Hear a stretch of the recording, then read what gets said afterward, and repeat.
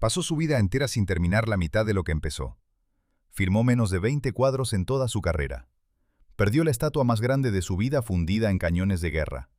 Y sin embargo, 500 años después de su muerte, una sola obra suya se vendió por 450 millones de dólares. ¿Cómo se construye una leyenda sobre tantas cosas inconclusas? ¿Y qué queda del hombre real cuando la leyenda lo ha devorado casi por completo? Bienvenidos a Historias de Creadores. Soy Adrián Montero, y hoy hablamos de Leonardo da Vinci. Para entenderle de verdad, hay que volver al principio. A un niño sin apellido, sin herencia y sin el camino que su familia llevaba trazado desde hacía más de 100 años. Un notario de 25 años camina por las calles de Florencia en la primavera de 1452.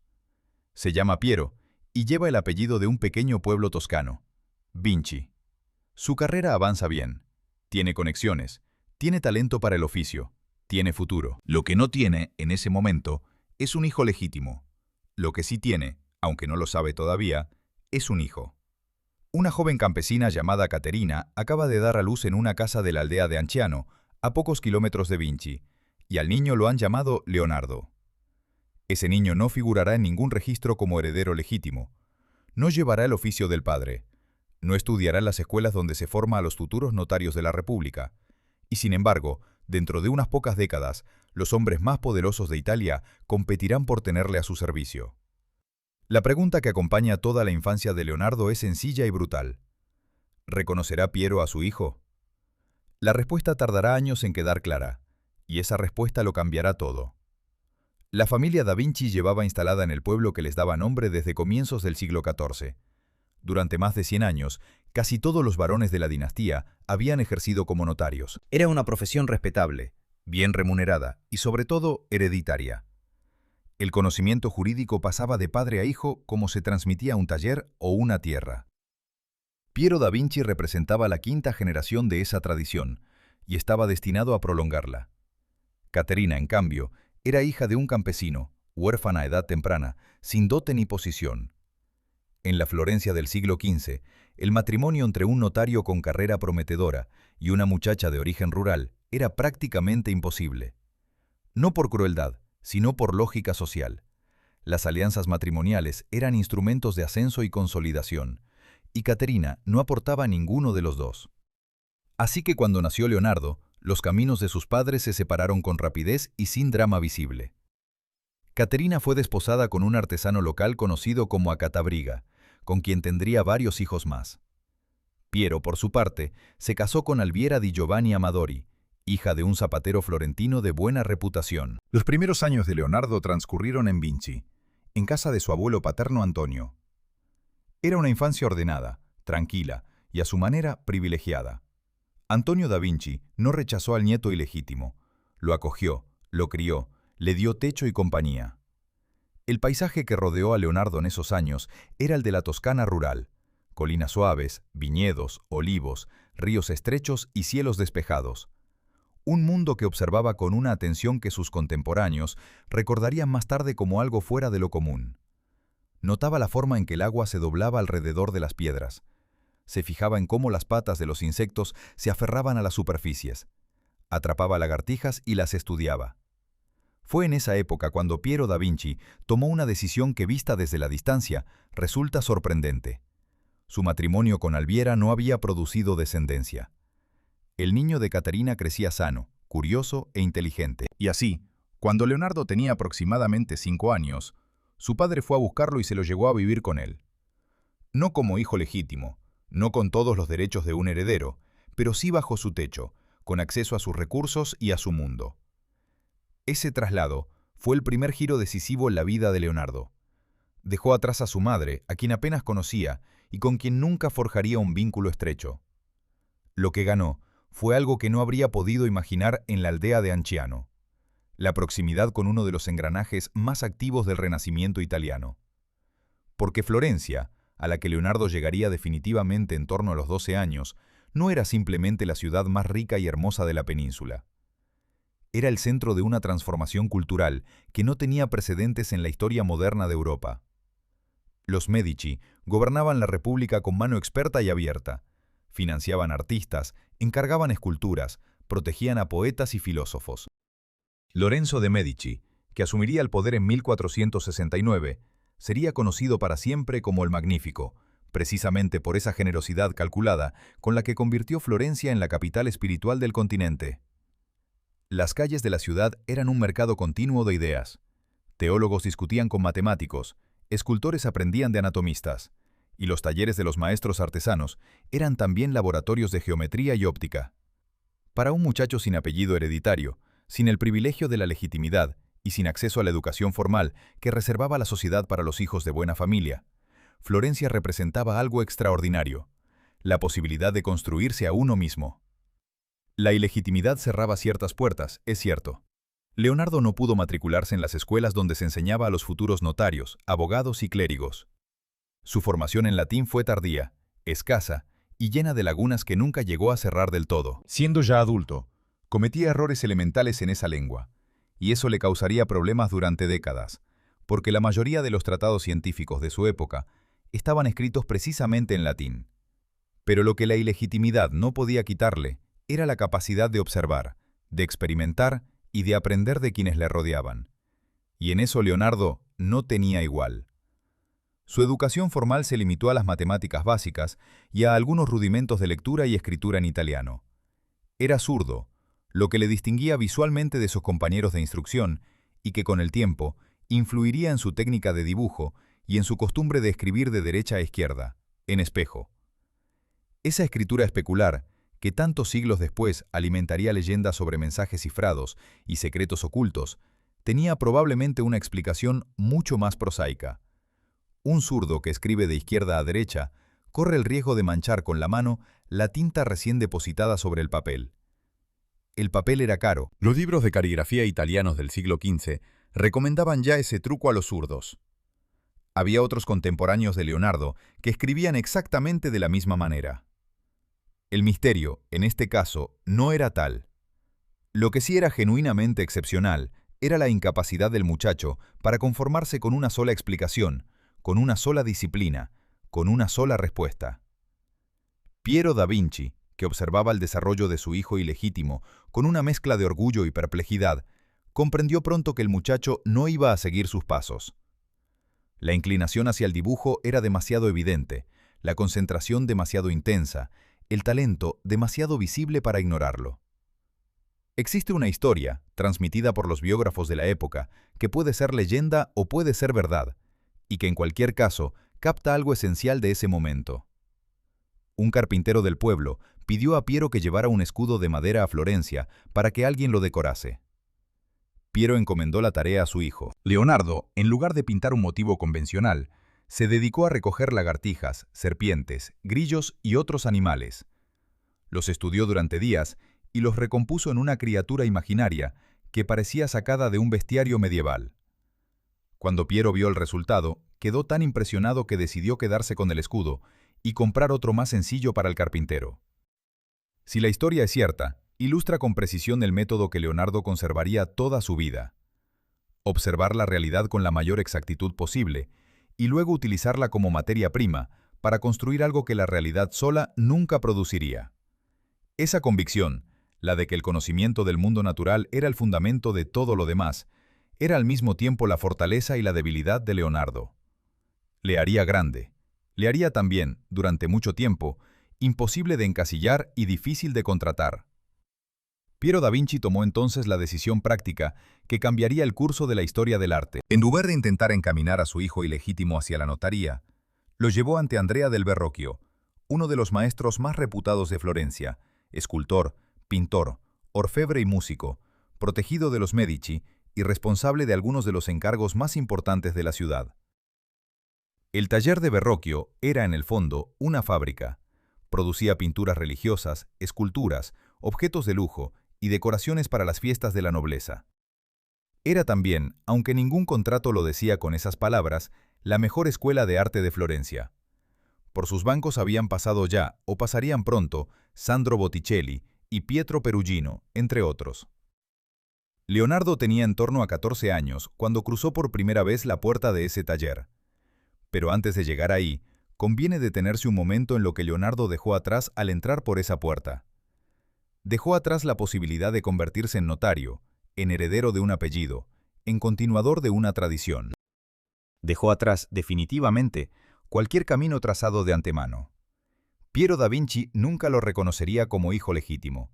Ni siquiera en el testamento, después de una larga vida y 11 hijos más, encontraría el momento o la voluntad de hacerlo.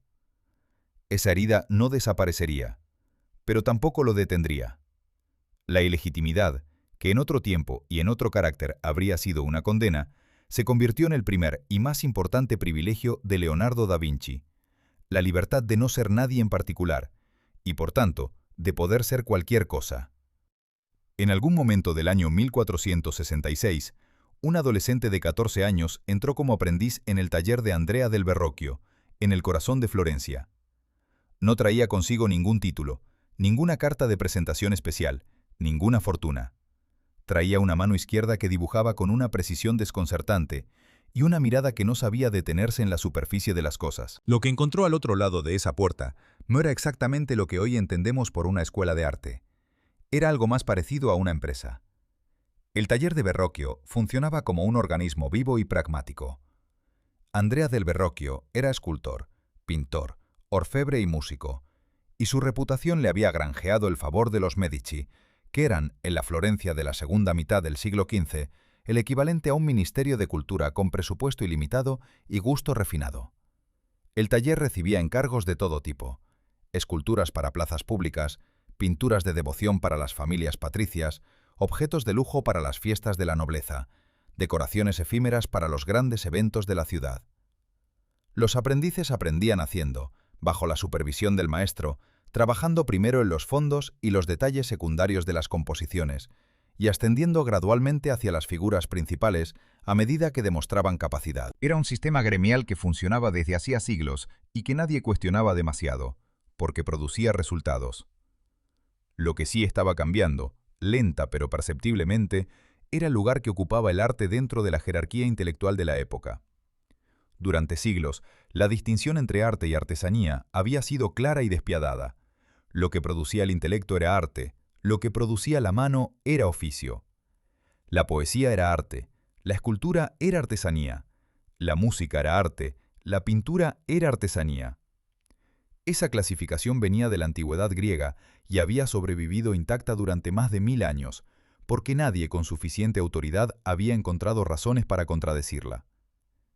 El Renacimiento italiano estaba empezando a cambiarla. Los artistas de Florencia, y entre ellos los que pasaron por el taller de Verrocchio, estaban demostrando con su trabajo que la pintura y la escultura exigían conocimientos de geometría, óptica, anatomía y perspectiva que ningún artesano ordinario poseía.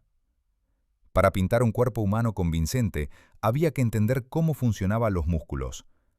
Para representar un espacio con profundidad creíble, había que dominar las leyes matemáticas de la perspectiva lineal. Estos hombres no eran simplemente hábiles con las manos. Eran observadores del mundo natural, con una disciplina cercana a la científica, aunque nadie los llamara científicos todavía. Leonardo llegó al taller en el momento exacto en que esa transformación estaba en marcha, y la absorbió con una intensidad que sus compañeros de aprendizaje no podían igualar. Aprendió a trabajar la piedra y el bronce, a preparar pigmentos, a curtir cuero, a diseñar ornamentos para torneos y festividades. Aprendió también, de manera más informal pero no menos decisiva, a observar cómo la luz cambia la apariencia de un objeto según su posición y la superficie sobre la que incide, cómo el volumen de un cuerpo puede sugerirse sin dibujarlo, cómo la emoción de un personaje puede leerse en la curvatura de su espalda antes de que el espectador llegue a ver su rostro. Pasó 5 años en el taller antes de que su nombre empezara a circular por Florencia de una manera que iba más allá de la fama habitual de un aprendiz prometedor. El momento decisivo llegó en torno a 1475, con una pintura que Verrocchio había recibido por encargo: el bautismo de Cristo. Era un tema canónico, tratado innumerables veces, sin mayor complicación iconográfica. El maestro distribuyó el trabajo según la costumbre. Él mismo se encargaría de las figuras principales, los aprendices de los elementos secundarios. A Leonardo le correspondió uno de los ángeles situados en el extremo izquierdo de la composición. La diferencia entre ese ángel y el resto de la pintura es visible incluso hoy, después de siglos de restauraciones y el inevitable deterioro del tiempo. Mientras las otras figuras tienen algo de estático en su postura, algo que recuerda a las esculturas de los retablos medievales, el ángel de Leonardo parece estar a punto de moverse. La cabeza gira ligeramente, como si acabara de escuchar algo. Los pliegues de la ropa caen con una lógica interna que sugiere un cuerpo real debajo de la tela, no una silueta rellena de color. La mirada no está fija en el vacío. Mira hacia algo concreto, con una expresión que mezcla reverencia y atención genuina. Existe una leyenda, transmitida por el biógrafo Giorgio Vasari varias décadas después, según la cual Verrocchio quedó tan impresionado ante la superioridad del ángel de su aprendiz que decidió no volver a coger un pincel. La historia es casi con toda probabilidad una exageración construida para la posteridad. Verrocchio continuó trabajando activamente durante años. Pero lo que sí parece cierto es que después del bautismo de Cristo, el maestro dejó de completar obras pictóricas de manera independiente, y que la diferencia entre el ángel de Leonardo y el resto de la composición no pasó desapercibida a quienes la vieron en su momento. Lo que esa anécdota, verdadera o embellecida, capta con exactitud es algo más importante que el detalle biográfico. El momento en que un aprendiz supera al maestro. No es un instante de triunfo limpio, es un instante incómodo, asimétrico, lleno de tensión no resuelta. Para Verrocchio, significaba enfrentarse a la evidencia de que había formado a alguien que ya no necesitaba ser formado. Para Leonardo, significaba algo diferente y más complejo. El reconocimiento de una capacidad que todavía no tenía nombre ni destino claro. Porque la pregunta que flotaba sobre el taller de Verrocchio en esos años no era si Leonardo era talentoso. Eso era evidente. La pregunta era, ¿qué iba a hacer con ese talento en un mundo que todavía no había decidido cómo clasificar a los artistas ni qué valor exacto asignar a lo que producían?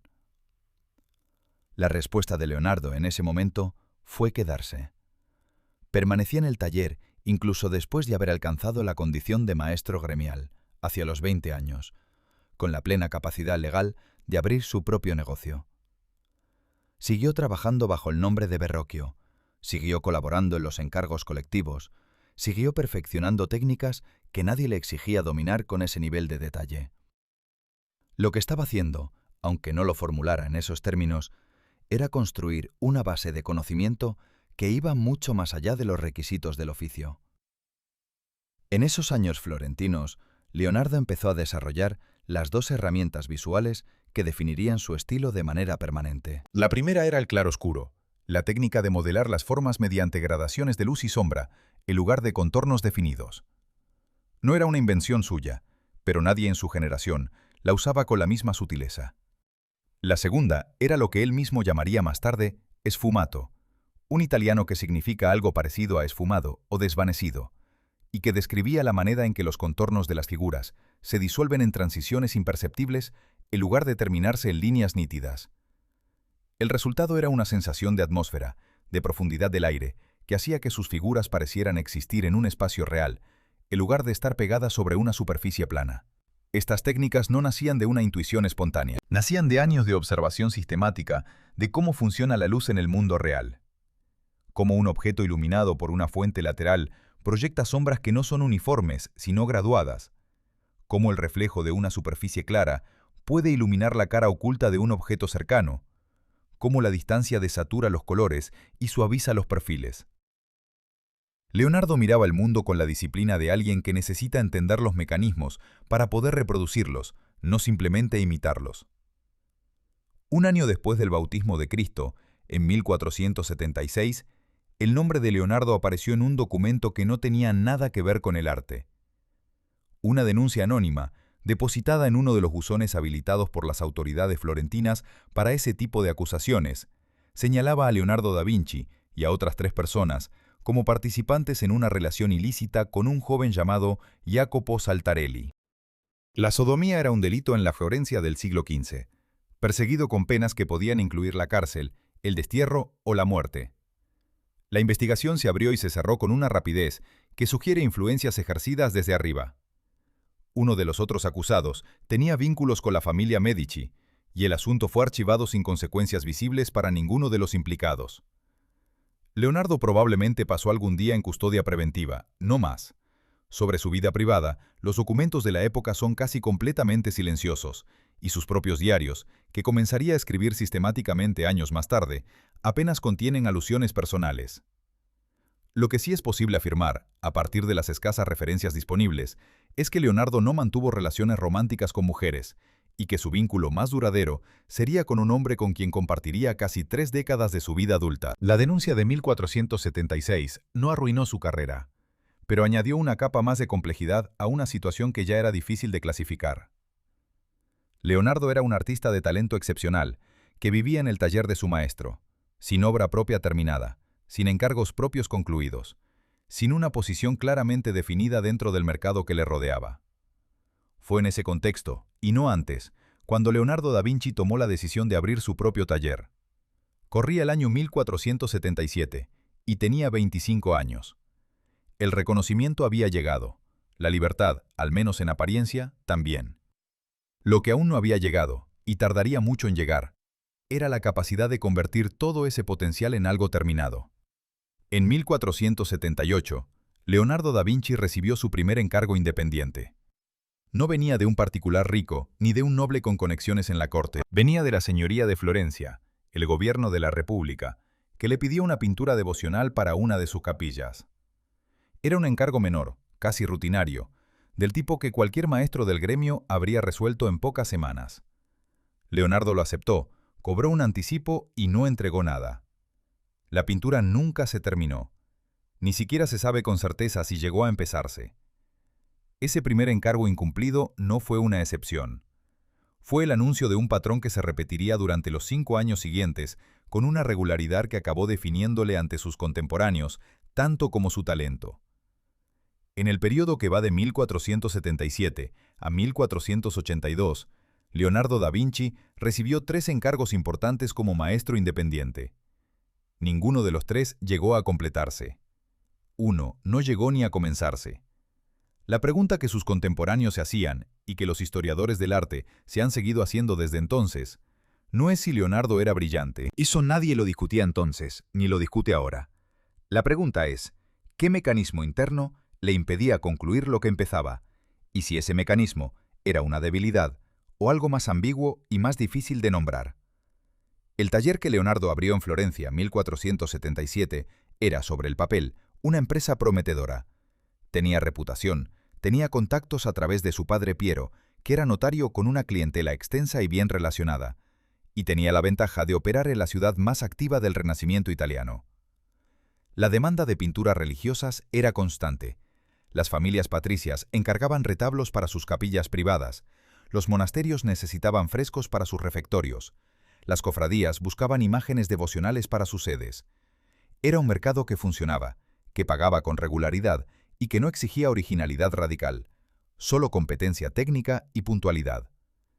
Leonardo tenía la competencia técnica en grado extraordinario. La puntualidad era otra cuestión. El segundo encargo de ese periodo, recibido en 1481, fue el que mejor ilustra la naturaleza exacta del problema. Los monjes agustinos del monasterio de San Donato a Scopeto le encargaron una gran pintura sobre un tema bíblico conocido, la adoración de los magos. Era un encargo de prestigio, con un contrato detallado que especificaba los plazos, las condiciones de pago y las obligaciones del artista. Leonardo, que ya era conocido por su tendencia a los retrasos, fue obligado a firmar un acuerdo especialmente estricto que dejaba poco margen a la improvisación. Lo que ocurrió a continuación fue exactamente lo que el contrato intentaba prevenir, y al mismo tiempo, algo que ningún contrato podía realmente contener. Leonardo comenzó a preparar la obra con una minuciosidad que iba mucho más allá de lo habitual. Dibujó decenas de estudios preparatorios. Calculó la perspectiva con una precisión geométrica que implicaba semanas de trabajo previo. Diseñó la composición entera antes de aplicar una sola pincelada definitiva. Nada de improvisar sobre el soporte, nada de resolver los problemas sobre la marcha. Tenía una convicción profunda, que expresaría con claridad en sus escritos posteriores, de que el trabajo mental debía preceder y superar en extensión al trabajo manual. Un pintor que piensa poco y pinta mucho, escribiría años después, produce obras que reflejan esa proporción. En la adoración de los magos, Esa convicción se materializó en uno de los estudios preparatorios más extraordinarios de toda la historia del arte. El dibujo subyacente que se conserva muestra una composición de una complejidad inusual.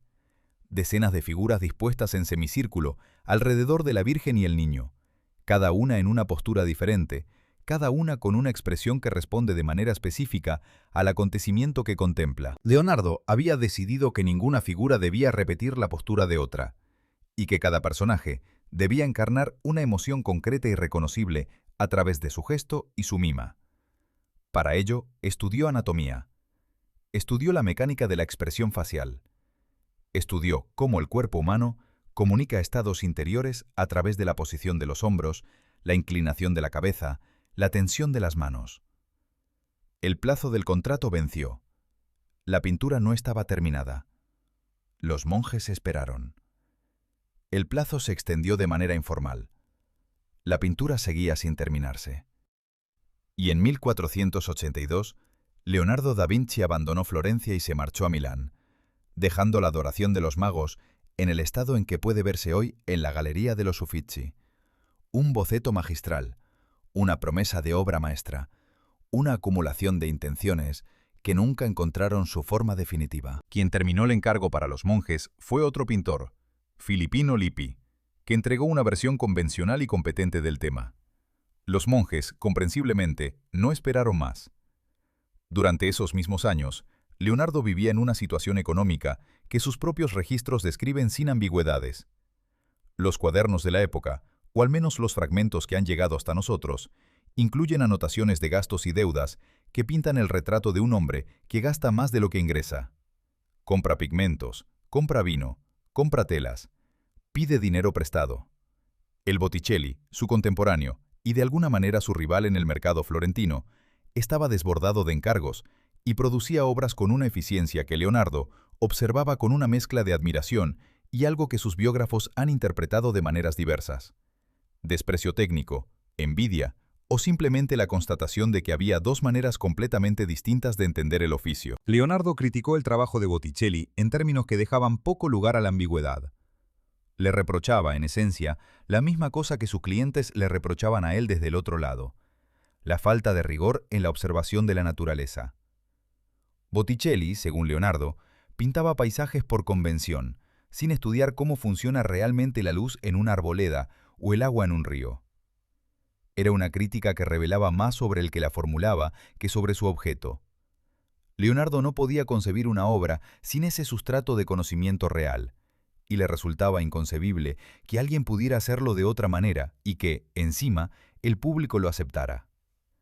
Ese periodo florentino produjo también una obra que permite ver con claridad cuánto había avanzado Leonardo desde sus años en el taller de Verrocchio, y al mismo tiempo cuánto le quedaba todavía por recorrer. La Anunciación, pintada probablemente en los últimos años de su etapa con Verrocchio o en los primeros de su independencia, es una obra de transición en el sentido más literal. Contiene ya los rasgos inconfundibles del estilo de Leonardo: el tratamiento de la luz, la delicadeza de los rostros, la atención al paisaje del fondo, pero también errores de composición que el propio Leonardo habría señalado años más tarde sin misericordia. Las manos de la Virgen son anatómicamente inverosímiles. La perspectiva del atril tiene algo de forzado.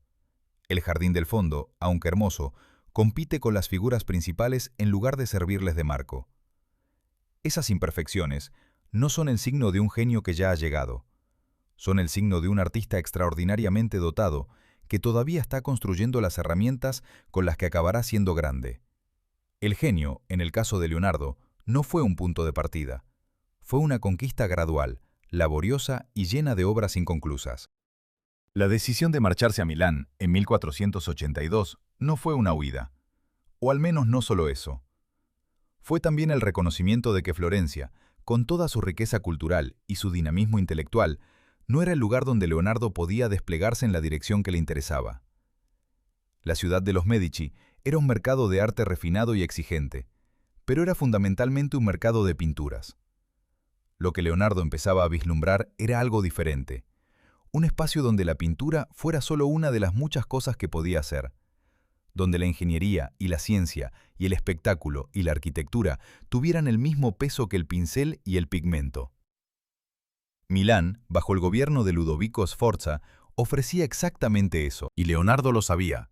Cuando escribió la carta en la que se presentaba ante el duque, no como el pintor más prometedor de Florencia, sino como ingeniero militar, arquitecto, diseñador de máquinas de guerra, organizador de espectáculos y casi como nota al pie, como alguien que también podía pintar si hacía falta. La carta era una pieza de estrategia tan calculada como cualquiera de sus estudios de perspectiva. Y funcionó. Ludovico Sforza, duque de Milán, era en 1482 un hombre que necesitaba muchas cosas y sabía exactamente cuáles eran. Necesitaba ingenieros que reforzaran sus defensas, necesitaba artistas que glorificaran su corte, necesitaba organizadores que convirtieran sus festividades en demostraciones de poder capaces de impresionar a los embajadores extranjeros. Y aunque quizás no lo habría formulado en esos términos, necesitaba a alguien que entendiera que todas esas cosas eran, en el fondo, versiones distintas de un mismo problema. ¿Cómo hacer que Milán pareciera ante el mundo tan grande como Sforza quería que fuera? Leonardo da Vinci llegó a Milán con 30 años y una carta de presentación que no mencionaba la adoración de los magos inacabada, ni los encargos incumplidos en Florencia. Mencionaba, en cambio, puentes portátiles, máquinas de asedio, cañones ligeros, túneles para infiltrarse en territorios enemigos, barcos de combate, vehículos blindados, y en el 11º punto de una lista de 10, la posibilidad de pintar. Era una carta escrita por alguien que entendía perfectamente a su interlocutor, y esa comprensión era en sí misma una forma de inteligencia que sus biógrafos han tendido a pasar por alto, fascinados por los cuadernos de dibujos y los proyectos de máquinas voladoras. El Milán al que llegó Leonardo no era Florencia. Era una ciudad más grande, más rica en términos militares, con una tradición cultural menos refinada, pero con un apetito de prestigio que compensaba con creces esa diferencia. El Ducado de Milán era uno de los estados más poderosos de la península italiana, y Sforza, que había tomado el poder de manera no enteramente legítima, tenía razones prácticas para invertir en la construcción de una imagen cultural que legitimara su posición. Los artistas y los intelectuales que frecuentaban su corte no eran simplemente adornos, eran instrumentos de política. Pero lo que encontró Leonardo al llegar no fue inmediatamente un laboratorio de ingeniería ni un estudio de pintura. Fueron los preparativos de una festividad. Los primeros años en Milán, Leonardo los pasó haciendo algo que, visto desde fuera, podría parecer un descenso en la jerarquía de las ambiciones.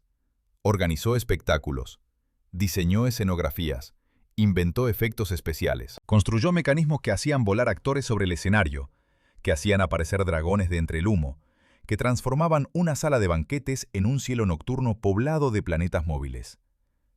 Era el director artístico, el ingeniero de producción y el guionista de las grandes fiestas de la corte de Sforza, y lo hacía con una dedicación que sorprendía a quienes esperaban que un artista de su reputación se considerara por encima de semejantes encargos. Leonardo no se consideraba por encima de nada que requiriera resolver un problema difícil. La escenografía de un espectáculo cortesano era un problema de ingeniería, de mecánica, de óptica y de psicología del espectador. Exigía entender cómo la luz afecta a la percepción del movimiento, cómo un mecanismo de poleas puede hacer creíble la ilusión de un vuelo, cómo el sonido y la música modifican la manera en que el público interpreta lo que ve. Todas esas preguntas eran, para Leonardo, variaciones de las mismas preguntas que se hacía frente a un lienzo o sobre el papel de un cuaderno de notas. Fue en ese contexto, durante los primeros años en Milán, cuando Leonardo comenzó a escribir sus diarios de manera sistemática. Los cuadernos que empezó a llenar en esa época y que continuaría llenando durante el resto de su vida son uno de los documentos más extraordinarios que ha producido mente humana alguna, no solo por su contenido, sino por su forma. Están escritos de derecha a izquierda, en italiano, con la letra espejada que era la consecuencia natural de su surdera. Contienen bocetos de músculos, junto a notas sobre la compra de frutas en el mercado. Reflexiones sobre la naturaleza de la luz, interrumpidas por el dibujo de un peinado que le llamó la atención. Proyectos de máquinas voladoras, al lado de observaciones sobre el comportamiento de las anguilas. Son el retrato de una mente que no distinguía entre los niveles de importancia de las cosas, porque consideraba que todas las cosas estaban conectadas por leyes que valía la pena entender. También en esos primeros años milaneses, Leonardo conoció al joven que compartiría con él casi 3 décadas de vida. Se llamaba Gian Giacomo Caprotti, pero Leonardo lo apodó Salai, un nombre que en el dialecto local significaba algo parecido a pequeño diablo.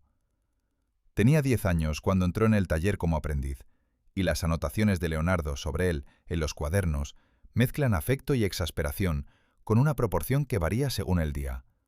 Le compra ropa cara, le regala objetos, le riñe por robar, le describe como mentiroso, glotón y obstinado.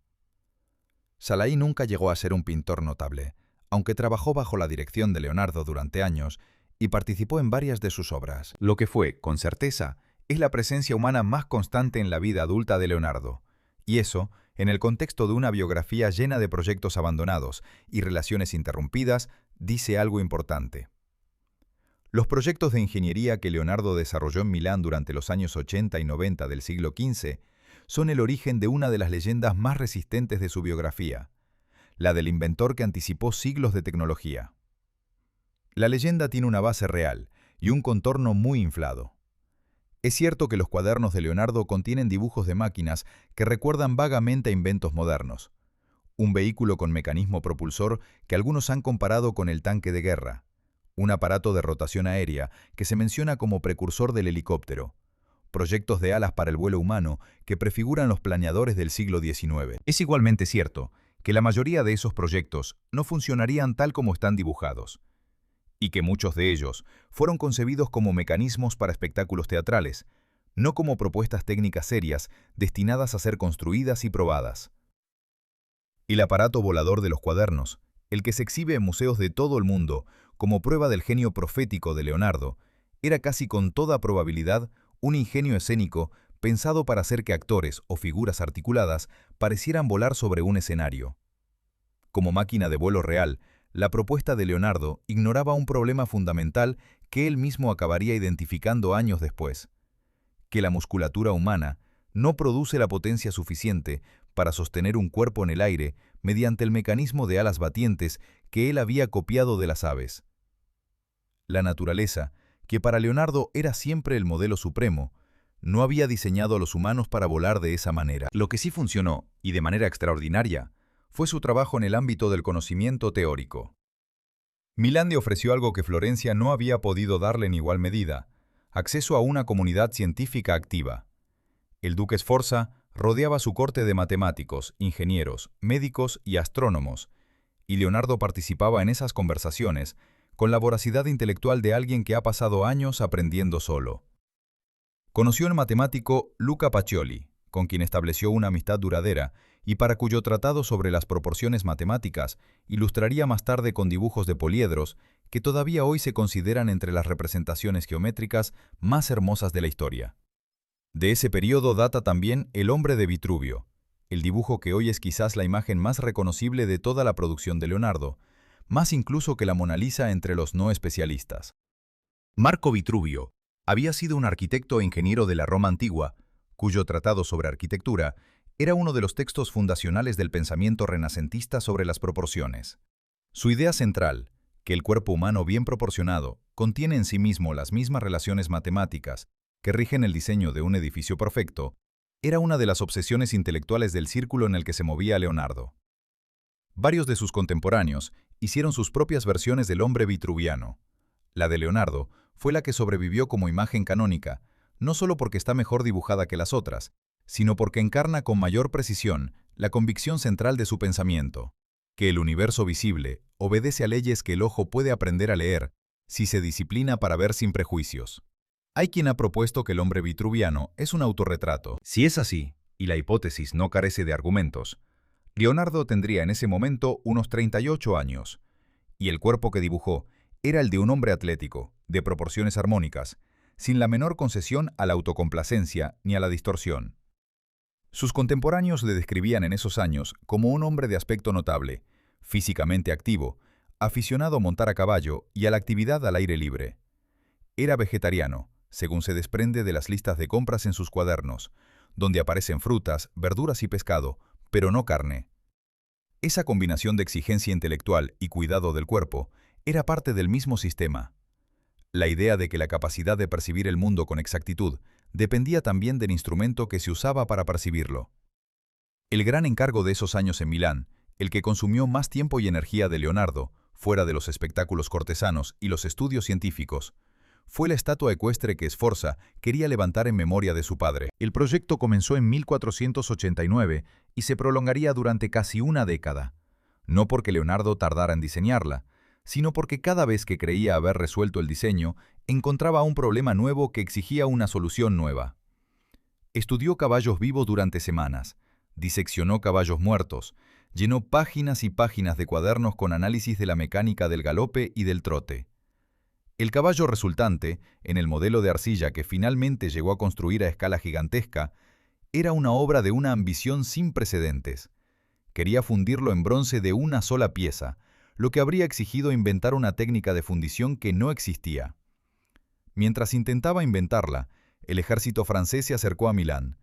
El bronce reservado para la estatua fue requisado para fabricar cañones, y el modelo de arcilla quedó expuesto a la intemperie, donde los soldados lo usarían más tarde como blanco de práctica para sus flechas. Ese final dice algo sobre la posición de Leonardo en el mundo que le tocó vivir. Un hombre que concebía soluciones de una generación de adelanto, trabajando para gobernantes cuyo horizonte temporal era la próxima campaña militar. En algún momento de la década de los 80 del siglo XV, Leonardo da Vinci se colocó frente a un cadáver humano con un escalpelo en la mano izquierda y un cuaderno abierto sobre la mesa. No era la primera vez que asistía a una disección.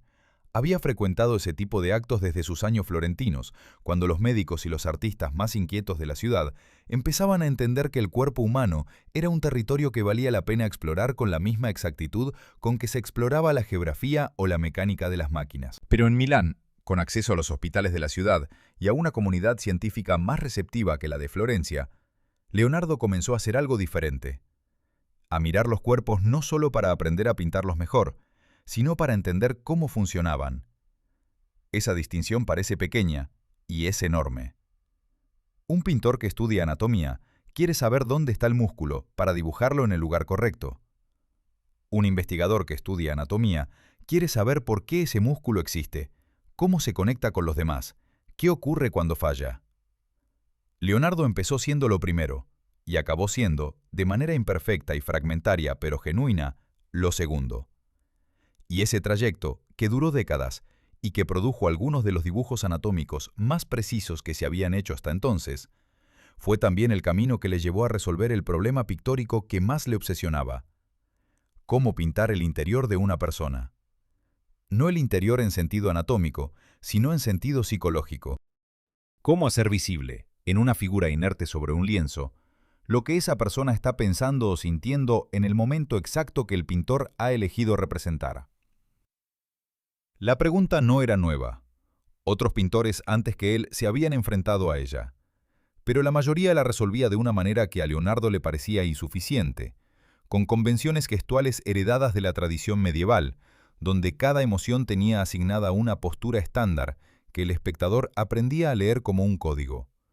La tristeza era la cabeza inclinada y las manos juntas. La alegría era la boca abierta y los brazos extendidos. El miedo era el cuerpo encorvado y la mirada hacia atrás. Eran señales, no estados interiores. Leonardo quería otra cosa. Quería que el espectador de una de sus pinturas experimentara la emoción del personaje representado, no que la identificara. Y para conseguirlo, necesitaba entender con precisión científica cómo el cuerpo humano comunica los estados internos. ¿Qué músculo se contrae cuando alguien sonríe levemente? ¿Cuál es la diferencia entre la postura de una persona que acaba de recibir una buena noticia y la de una persona que está a punto de recibirla? ¿Cómo cambia la distribución del peso en el cuerpo cuando la tensión se desplaza hacia un lado? Esas preguntas le llevaron al escalpelo, y el escalpelo le llevó al conocimiento de una precisión que no tenía equivalente en la pintura de su época. Las consecuencias de ese proceso son visibles en la obra que muchos historiadores del arte consideran el primer retrato verdaderamente moderno de la historia de la pintura. La Dama del Arminio fue pintada en torno a 1489 o 1490, en pleno periodo milanés, y representa a Cecilia Gallerani, la amante joven del duque Ludovico Sforza. Es una pintura de tamaño moderado, sin grandes pretensiones iconográficas, sin el aparato simbólico complejo de las grandes composiciones religiosas. Es, aparentemente, un encargo de ocasión, el retrato de una mujer hermosa para el patrón que la admira. Pero lo que Leonardo hizo con ese encargo ordinario es lo que separa a la Dama del Armiño de prácticamente cualquier retrato pintado antes que ella. La figura no está inmóvil, está girando.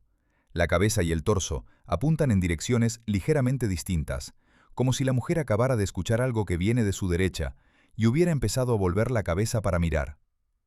El movimiento está suspendido en el instante exacto anterior a su completación, y esa suspensión le da a la figura una presencia que las figuras completamente estáticas no pueden tener. Es una persona que existe en el tiempo, no una imagen congelada. Y el armiño que Cecilia sostiene entre los brazos responde al mismo impulso que ella. Su cabeza también está girada, también está atenta a algo que viene del mismo lado. El animal no es un símbolo decorativo, es un segundo personaje que comparte el estado de alerta de la figura principal. Y esa correspondencia multiplica la sensación de vida que irradia la composición entera. Los detalles de la mano que sostiene el armiño son, en ese contexto, donde la acumulación de conocimiento anatómico se hace más visible. Cada dedo está en la posición exacta que tendría si la mano estuviera realmente sosteniendo el peso y la forma de ese animal. Los tendones bajo la piel responden a la tensión con la que los dedos se cierran. La luz cae sobre la mano desde arriba y desde la derecha, y el dedo meñique, que está en sombra, recibe sin embargo un reflejo tenue en su parte inferior, porque la blanca piel del armiño actúa como espejo que devuelve parte de esa luz. Es un detalle que exige, para ser pintado con esa exactitud, no solo haberlo observado en la realidad, sino haber entendido la física de la reflexión de la luz con suficiente claridad para reproducirla deliberadamente. Ese tipo de observación, llevada a ese nivel de detalle, era el resultado directo de los años de estudio anatómico y óptico. No era intuición ni don innato. Era el producto acumulado de mirar, registrar, entender y volver a mirar. Las dos técnicas que definían el estilo de Leonardo, el claroscuro y el esfumato, alcanzaron en la Dama del Armiño una madurez que sus obras anteriores solo prefiguraban. El claroscuro, el modelado de las formas mediante gradaciones de luz y sombra, se aplica aquí con una sutileza que hace que el rostro de Cecilia parezca iluminado desde dentro, en lugar de iluminado desde fuera. No hay líneas de contorno que separen la figura del fondo. Los bordes del rostro se disuelven en la oscuridad del fondo, con transiciones tan graduales que el ojo no puede encontrar el punto exacto donde termina la piel y empieza la sombra. Eso es el esfumato, llevado a su forma más pura. La negación de los contornos nítidos, como estrategia para crear la ilusión de presencia atmosférica. Para conseguir esas transiciones, Leonardo usaba pinceles muy finos y aplicaba capas de pintura extraordinariamente delgadas, a veces con los dedos, dejando que cada capa se secara antes de añadir la siguiente. Era un proceso lento, incompatible con los plazos habituales de los encargos artísticos de la época, y que exigía además una concentración sostenida de un tipo particular. No la energía intensa del escultor que golpea el mármol o del fresco que hay que terminar antes de que la cal se seque, sino la paciencia casi meditativa de quien sabe que el resultado final solo se revelará después de docenas de intervenciones mínimas. Esa forma de trabajar tenía consecuencias en su vida cotidiana que sus contemporáneos registraron con curiosidad y a veces con incomprensión. Leonardo no pintaba todos los días, no pintaba muchas horas seguidas. Podía pasar jornadas enteras mirando una obra sin tocarla, o yendo al mercado, o hablando con un matemático sobre proporciones geométricas, o diseccionando el cuello de un animal para entender cómo funciona la musculatura que sostiene la cabeza. Todo eso era trabajo, aunque no pareciera pintura. Era la acumulación de material, que luego se depositaba en los cuadros, en forma de precisión invisible. Los retratos que Leonardo pintó durante el periodo milanés, entre los que se cuentan también la llamada Belle Ferronnière y probablemente alguna otra obra de atribución discutida, comparten ese rasgo fundamental. En todos ellos hay alguien pensando. No es una expresión neutra, ni tampoco una expresión codificada, que remite a un estado emocional convencional. Es la impresión específica e intransferible de una persona concreta, en un momento concreto, cuya vida interior es accesible al espectador a través de detalles que ningún pintor anterior había sabido o podido capturar con esa precisión. Eso es lo que Leonardo entendía por pintar. No reproducir apariencias, hacer visible lo que está detrás de las apariencias. La pequeña sonrisa que aparece en varios de sus retratos, y que alcanzará su forma más célebre en la Gioconda, Era para Leonardo el resultado de años de estudio de los músculos faciales que intervienen en una sonrisa contenida.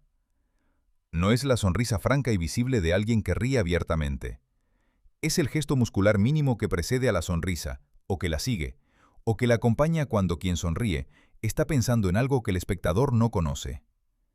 Para pintar eso con precisión, Leonardo había pasado horas con el escalpelo, explorando los músculos del rostro de los muertos, y había pasado otras horas observando los rostros de los vivos con la misma atención. El conocimiento científico y el conocimiento artístico eran, para él, el mismo conocimiento visto desde dos ángulos diferentes, y la Dama del Arminio fue, en 1489 o 1490, la primera demostración cabal de lo que ese conocimiento unificado podía producir cuando se aplicaba a la representación de una persona. Ningún pintor había llegado tan lejos, ninguno llegaría tan lejos de la misma manera. Una mañana de 1495, un monje encargado de la administración del convento de Santa María delle Grazie entró en el refectorio donde los frailes tomaban sus comidas y encontró a Leonardo da Vinci de pie frente a la pared, con los brazos cruzados, mirando la superficie en blanco. No había pinceles, no había paleta, no había ningún signo de actividad. Leonardo llevaba así, quieto y en silencio, cosa de una hora. Luego se marchó sin haber tocado nada. Ese tipo de jornadas se repetirían con frecuencia suficiente como para convertirse en motivo de queja ante Ludovico Sforza, el prior del convento, que tenía un interés comprensible en ver avanzar la decoración del comedor de sus frailes. Transmitió su impaciencia al duque. Sforza, que conocía suficientemente bien a su artista, intentó mediar con más tacto del habitual. La respuesta de Leonardo fue una de las pocas declaraciones directas sobre su método que se conservan con cierta fiabilidad. El pintor que trabaja con las manos trabaja menos que el que trabaja con la mente. Los mejores pintores producen poco y piensan mucho. Y añadió, con el sentido del humor que sus contemporáneos le atribuían, que si le presionaban demasiado, resolvería el problema dando al prior el honor de aparecer en la obra como modelo para el personaje del traidor. El encargo de la última cena había llegado por iniciativa de Sforza, que había decidido convertir la iglesia de Santa María delle Grazie en el panteón de su familia, y quería que el refectorio del convento adyacente fuera digno de ese destino. El tema, la última cena de Jesucristo con sus apóstoles antes de la crucifixión, era uno de los más pintados de la tradición cristiana. Existían decenas de versiones anteriores, distribuidas por toda Italia, con soluciones compositivas que se habían ido repitiendo y variando a lo largo de los siglos. Leonardo las conocía, y decidió ignorarlas casi por completo. Lo que le interesaba no era el momento habitual que los pintores habían representado antes, la institución de la Eucaristía, Jesús distribuyendo el pan y el vino. Lo que le interesaba era el instante inmediatamente anterior, el momento exacto en que Jesús pronuncia las palabras que lo cambian todo. Uno de vosotros me traicionará. El instante de la revelación, cuando 12 personas que creían conocer la situación descubren de golpe que no la conocen, y cada una reacciona de acuerdo con su carácter, su historia y su relación particular con el hombre que acaba de hablar. Era un problema teatral, psicológico y pictórico al mismo tiempo. Y Leonardo, que llevaba años organizando espectáculos cortesanos, donde había aprendido a pensar en términos de reacciones simultáneas, de personajes múltiples, estaba extraordinariamente bien preparado para resolverlo. La solución compositiva que adoptó era radical en su sencillez. Todos los personajes sentados al mismo lado de una mesa larga, de frente al espectador, como si estuvieran actuando en un escenario.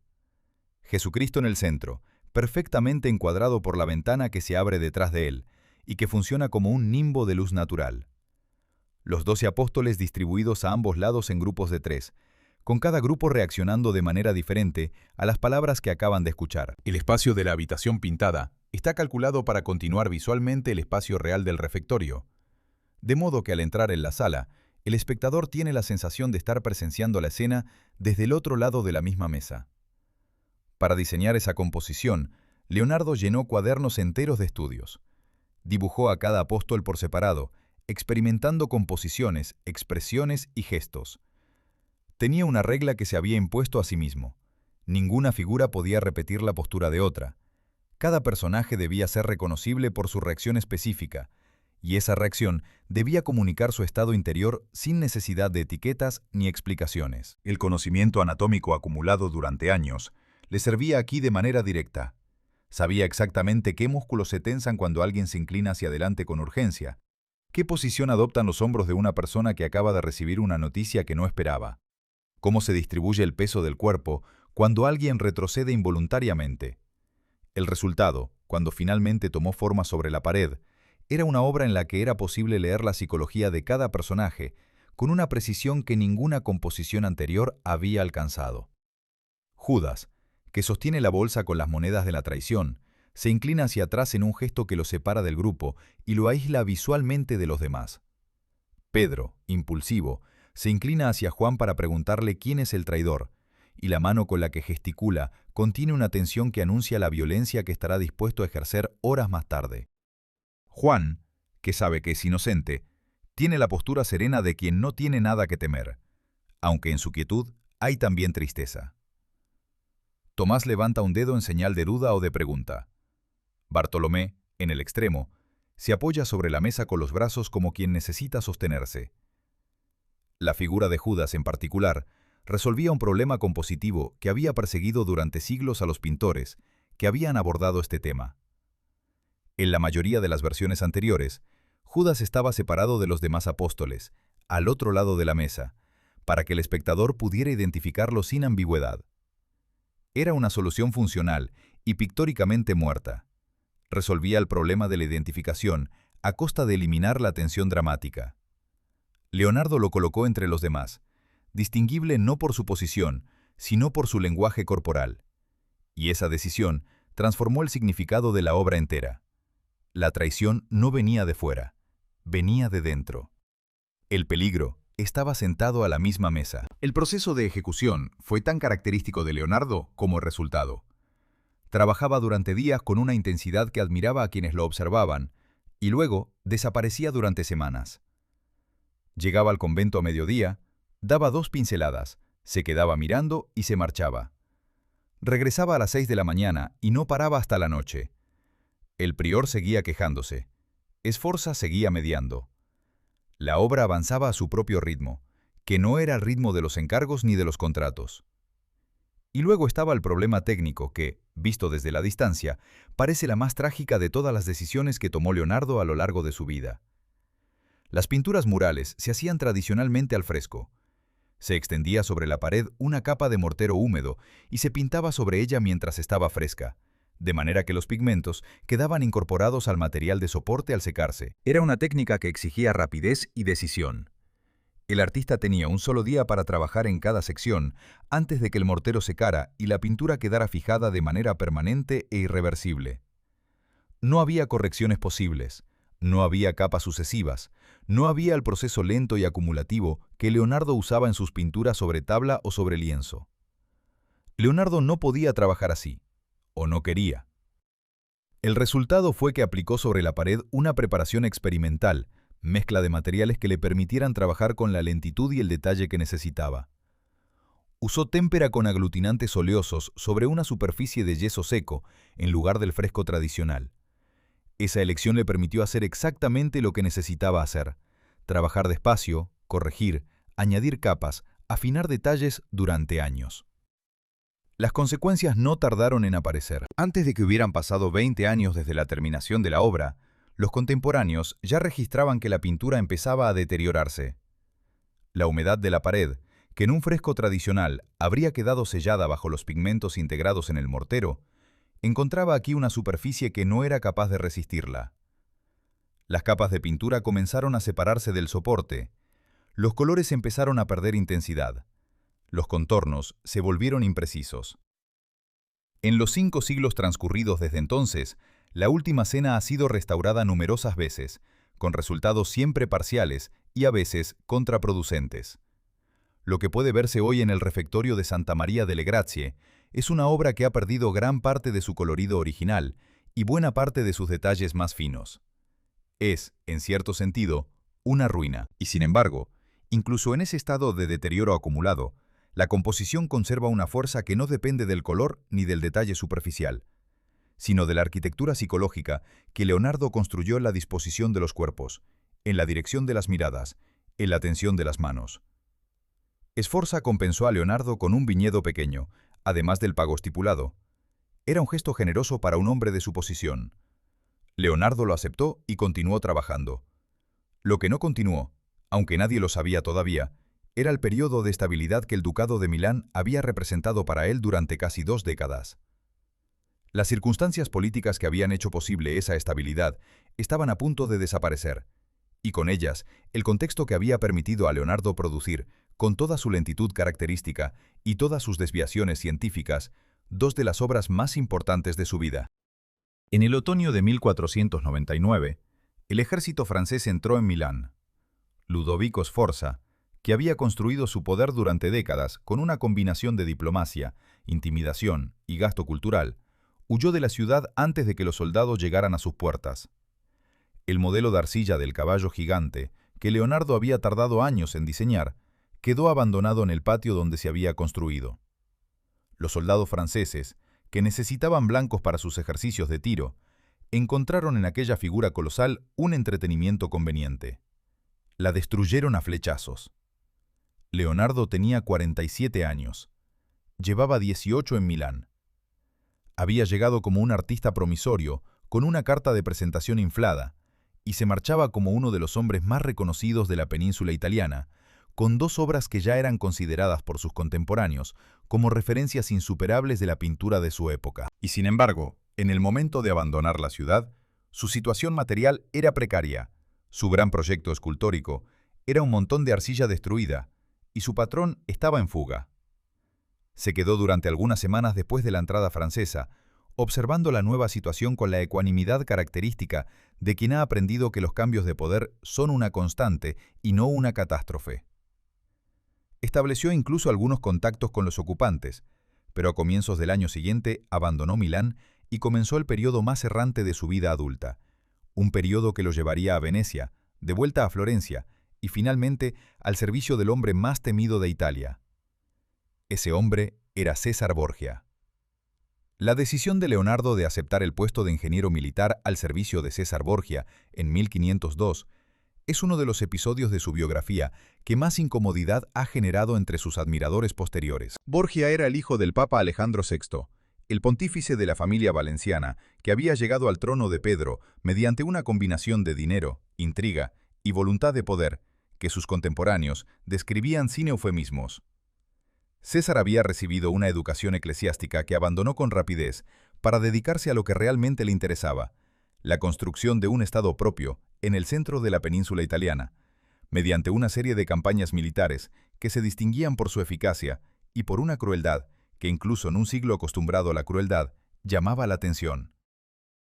El escritor Nicolás Maquiavelo, que trató a Borgia en ese periodo como emisario de Florencia, lo convertiría en el modelo para su descripción del príncipe ideal, alguien capaz de usar la violencia con precisión quirúrgica, sin vacilación y sin remordimiento, en el momento exacto en que la situación lo requería. Esa admiración era la de un analista político que separaba la eficacia del juicio moral. Leonardo, según todas las evidencias disponibles, hacía una operación parecida. En sus propios cuadernos, Leonardo había escrito en distintas ocasiones reflexiones que expresaban un rechazo genuino a la guerra como actividad humana. La llamaba locura bestialísima. Describía los campos de batalla con un detallismo que no tenía nada de glorioso. Barro, sangre, el sonido de los huesos al quebrarse, el olor de los cuerpos. Era vegetariano porque no podía concebir quitarle la vida a un animal para alimentarse. Y sin embargo, aceptó el puesto con Borgia, como había aceptado antes los encargos de ingeniería militar de Sforza, y como habría de aceptar otros similares más adelante. La explicación más simple es la económica. Leonardo necesitaba un patrón que pagara, y Borgia pagaba. Pero esa explicación no es suficiente, porque hay constancia de que Leonardo rechazó en ese periodo encargos de otros señores más moderados y menos comprometidos moralmente. Sabía algo en la escala de las ambiciones de Borgia, en la magnitud de los proyectos que ofrecía, que resultaba atractivo para un hombre cuya mayor frustración consistía en que sus propias ideas eran siempre demasiado grandes para los recursos que le asignaban sus patrones habituales. Durante los aproximadamente 6 meses que duró su colaboración, Leonardo acompañó a Borgia en sus desplazamientos por el centro y el norte de la península, inspeccionando fortalezas, evaluando defensas, proponiendo mejoras. Su contribución más significativa de ese periodo no fue ninguna máquina de guerra, sino algo aparentemente más modesto: un mapa. El mapa de Imola, que Leonardo dibujó en 1502, es el primer mapa de vista aérea de una ciudad que se conoce en la historia europea. No era una perspectiva a vuelo de pájaro en el sentido convencional, ese tipo de representación oblicua que los cartógrafos habían usado antes para dar una impresión tridimensional de una población.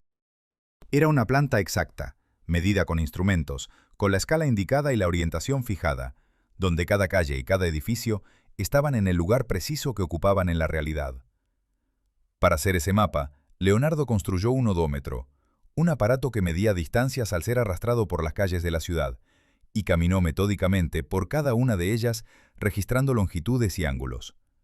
Luego transfirió esos datos al papel con la precisión de alguien que entiende que la utilidad de un mapa depende exactamente de su exactitud y de que ningún detalle es demasiado pequeño para ser irrelevante. Borgia usó ese mapa para planificar operaciones militares. Leonardo lo incluyó en sus cuadernos como un ejercicio de conocimiento del espacio, de la misma manera que incluía en esos cuadernos dibujos de anatomía, estudios de perspectiva y observaciones sobre el comportamiento del agua en los ríos. La aplicación militar era, para él, una consecuencia incidental de un interés que tenía raíces más profundas. La colaboración terminó en el invierno de 1502, cuando Borgia ordenó la ejecución de varios de sus capitanes en la ciudad de Senigallia, en lo que los historiadores han descrito como una de las eliminaciones políticas más frías y calculadas de una época que no escaseaba en ese tipo de operaciones. Entre los ejecutados había al menos un hombre conocido de Leonardo. Poco después, el artista abandonó el servicio de Borgia y regresó a Florencia. De vuelta en la ciudad que lo había visto crecer, Leonardo encontró un encargo que prometía ser uno de los más importantes de su vida. El gobierno de la República quería resolver el problema de Pisa, una ciudad en la costa que le proporcionaba el acceso al mar que Florencia necesitaba para su comercio, y que llevaba años resistiendo los intentos de recuperarla. Leonardo propuso una solución de una audacia que, a estas alturas de su biografía, ya no sorprendía a nadie: desviar el curso del río Arno para dejar a Pisa sin acceso al agua y forzar su rendición. Para ello, sería necesario excavar un canal de dimensiones colosales a través de un terreno difícil, en un plazo razonable, con la mano de obra disponible. El proyecto fracasó. El canal se empezó a cavar y se abandonó a los pocos meses. Los cálculos de los ingenieros encargados de la ejecución, que no eran Leonardo, habían subestimado la profundidad necesaria, y el trabajo avanzaba tan lentamente que resultaba evidente que no llegaría a completarse en ningún plazo útil. Leonardo, que había diseñado también una máquina excavadora para acelerar el proceso, vio cómo su idea se disolvía en la incompetencia ejecutiva de quienes debían llevarla a la práctica. Era una situación que Leonardo conocía bien, aunque normalmente desde el otro lado. Era él quien concebía ideas grandiosas e irrealizables, y eran sus patrones quienes acababan pidiendo algo más modesto y más concreto. Esta vez fue al revés. La idea era suya, la incapacidad era de otros, y el resultado fue igualmente nulo. En ese mismo periodo, mientras el proyecto del Arno se desmoronaba y sus estudios científicos continuaban su curso independiente, Leonardo recibió el encargo que lo ocuparía de manera intermitente durante los 16 años siguientes. Francesco del Giocondo, un comerciante de seda florentino de buena posición, quería un retrato de su joven esposa Lisa. Por razones que los documentos no explican del todo, Leonardo aceptó. Y no lo entregó ese año, ni el siguiente, ni en muchos años más. En el verano de 1503, dos hombres que no se soportaban recibieron el encargo de decorar las paredes opuestas de la misma sala. Uno tenía 51 años, vestía con una elegancia que sus contemporáneos recordaban décadas después, y llevaba consigo una reputación construida sobre obras inacabadas y promesas incumplidas que de alguna manera no habían conseguido destruir su prestigio. El otro tenía 28 años, era desaliñado, huraño y reservado, y ya era considerado por muchos como el mayor escultor vivo de la península italiana. Sus nombres eran Leonardo da Vinci y Miguel Ángel Buonarroti, y el lugar era el Palazzo de la Signoria de Florencia. La confrontación que se produjo en esa sala durante los 2 años siguientes no fue solo una competencia artística. Fue el encuentro de dos concepciones completamente distintas de lo que significaba hacer arte, de lo que era un artista y de lo que el arte debía conseguir en quien lo miraba. Y el hecho de que ninguna de las dos obras llegara a terminarse y de que ambas se perdieran para siempre, no reduce en nada la magnitud de lo que ocurrió entre esas paredes. Lo amplifica, con la lógica particular de las cosas que existen solo en fragmentos y en testimonios. Miguel Ángel procedía de una familia de nobleza menor que había caído en desgracia. Había crecido bajo la protección directa de Lorenzo de Medici y tenía la conciencia muy clara de su posición en la jerarquía social y artística de la época. Consideraba a Leonardo como un rival que no merecía el respeto que la ciudad le dispensaba. Un artista sin formación académica rigurosa, incapaz de terminar lo que empezaba, que había pasado la mejor parte de su carrera al servicio de señores extranjeros, en lugar de trabajar para la gloria de Florencia. Leonardo, por su parte, había expresado en distintas ocasiones su opinión sobre el trabajo de Miguel Ángel, con una franqueza que no dejaba lugar a la interpretación. Los cuerpos que pintaba le parecían demasiado musculosos, tallados como sacos de nueces, sin la fluidez orgánica que distingue a un cuerpo real de una figura de piedra. Eran también, en el sentido más literal, de generaciones distintas. Miguel Ángel había crecido en un mundo donde el estatuto del artista ya había cambiado gracias, en parte, al trabajo de los hombres de la generación de Leonardo. No necesitaba demostrar que la pintura era algo más que un oficio manual. Eso ya era un hecho aceptado. Lo que necesitaba demostrar era que él, específicamente, era el mejor en ese campo. Leonardo había pasado décadas construyendo conocimiento. Miguel Ángel llegaba con la certeza de su talento y con la impaciencia de quien cree que el tiempo que se dedica a pensar es tiempo que se le roba al hacer. El encargo que los reunió en el Palazzo de la Signoria era de naturaleza política además de artística. La República Florentina quería celebrar 2 victorias militares del pasado reciente que habían consolidado la independencia de la ciudad, y encargó a cada artista la representación de una batalla diferente. A Leonardo le correspondió la batalla de Anghiari, una victoria florentina sobre las tropas milanesas del siglo anterior. A Miguel Ángel le tocó la batalla de Cassina, un episodio de la guerra contra Pisa. Leonardo comenzó los trabajos en 1503. Su preparación fue, como siempre, exhaustiva y lenta. Regresó a sus estudios anatómicos con una intensidad renovada. Diseccionó caballos, dibujó figuras humanas en las posturas extremas que adoptan los cuerpos en el combate. Estudió la expresión del miedo y de la furia con el escalpelo y con la observación directa. La batalla de Anghiari que tenía en mente no era una composición heroica y ordenada. Era un torbellino de cuerpos, caballos y armas, donde la violencia se expresaba en cada músculo y en cada gesto. El fragmento central de la composición que llegó a pintar, conocido por las copias que otros artistas hicieron antes de que la obra se perdiera, mostraba una pelea por un estandarte. 4 figuras a caballo y a pie entrelazadas en un momento de violencia máxima, con los rostros deformados por el esfuerzo y la rabia, los cuerpos en posiciones que desafían el equilibrio y que solo son posibles en el instante exacto de una acción extrema. Era la representación más intensa de la violencia humana que ningún artista había producido hasta entonces, y al mismo tiempo, una demostración de todo lo que Leonardo sabía sobre anatomía, mecánica del movimiento y expresión psicológica.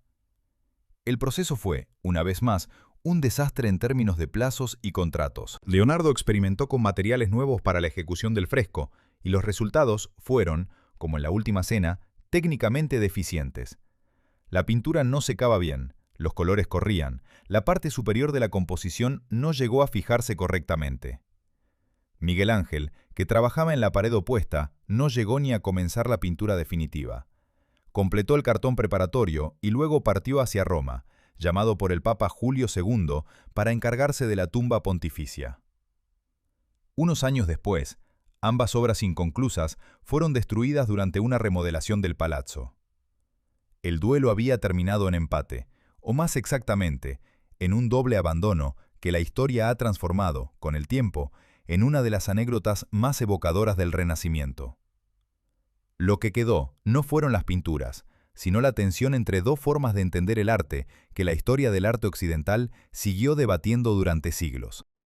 Durante esos mismos años florentinos, mientras la batalla de Anghiari avanzaba con su lentitud habitual, Leonardo trabajaba en la pintura que no había pedido, no debía nada a ningún contrato estricto y que por razones que nunca explicó del todo, se convirtió en la obra que más tiempo ocupó de toda su vida. El retrato de Lisa Gherardini, esposa del comerciante Francesco del Giocondo, había comenzado en 1503 como un encargo ordinario de tamaño moderado.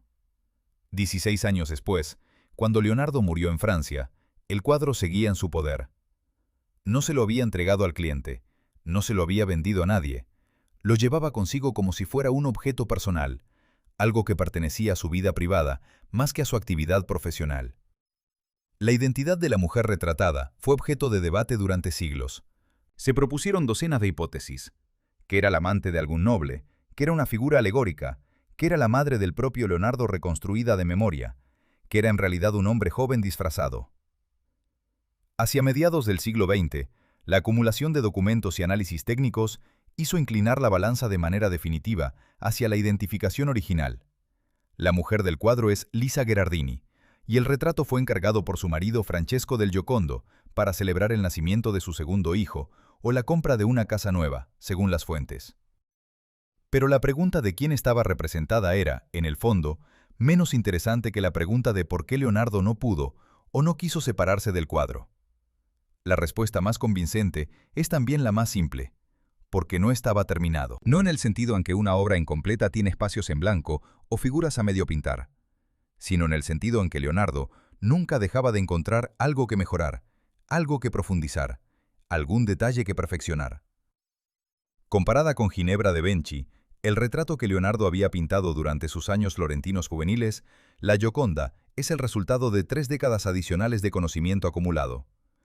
La diferencia no está solo en la técnica, aunque la técnica es extraordinariamente más refinada. Está en la profundidad del espacio representado, en el paisaje del fondo, que parece extenderse hacia una distancia indefinida y ligeramente irreal, en la manera en que la luz modela el rostro, con transiciones tan graduales que resulta imposible localizar el punto exacto donde la sombra comienza. Está también, sobre todo, en la expresión.